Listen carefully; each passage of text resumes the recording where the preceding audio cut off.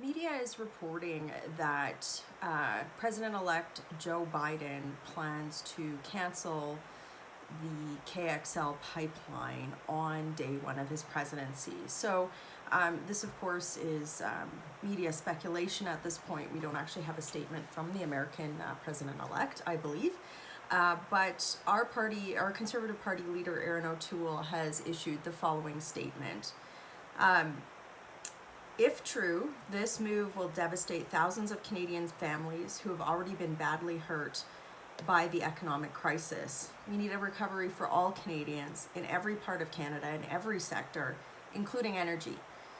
Keystone XL is a project of national significance that supports countless workers on both sides of the border. At a time when both countries need to focus on job creation and strengthen bilateral relations, I call on the Prime Minister to immediately reach out to the incoming U.S. administration to stop this from happening and to stand up for working Canadians across Canada.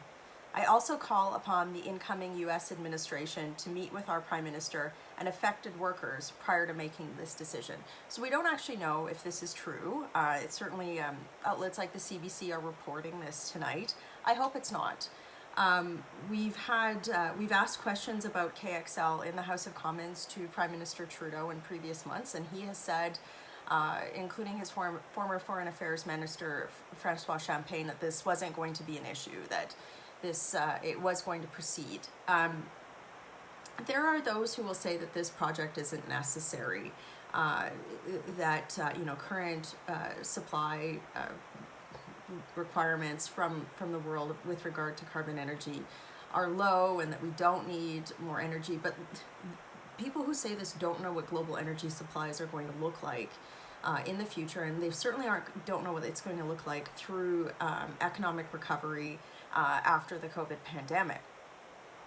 The other thing I would say is that regardless of where you're at in the environmental debate, the reality is that we're not going to transition to a non-carbon based economy overnight. We still are reliant on carbon-based energy, so it behooves both Canadians and Americans to have sources of energy that are ethically produced and produced under sustainable environmental regulations like we see in Canada. The fact that Canada imports Saudi oil or oil from, let's say, Venezuela, when we have resources in our own backyard that are subject to much more stringent environmental regulations, means that we should be doing everything possible to make the transport and production of that energy, as we are looking at renewable sources of energy as societies, possible. KXL also, for those who say we don't need it, it actually makes the transport of energy safer.